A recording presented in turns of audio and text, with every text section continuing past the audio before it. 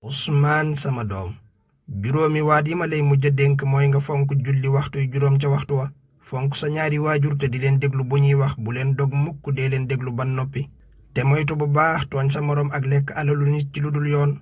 Sama doom, li la yàlla jox ci wërsëg dee ci dimbale ñi nga tane te bàyyi denc bi ak dajale bi.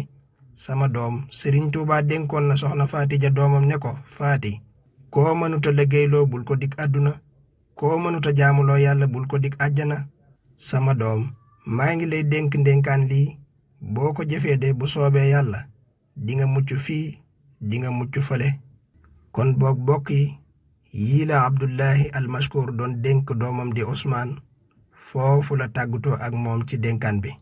ñoo ngi sant képp koo xam ne yaa ngi doon topp liggéey bi te di la ñaanal yàlla mu fay la ci ngën gi aw yiw àddina ak alaaxira.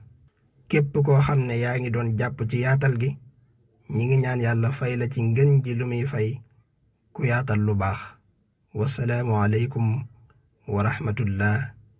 na ngeen taaxeerlu fiyeeki fan yaneen yu yees yi ci topp. inchaa allahu rabbi.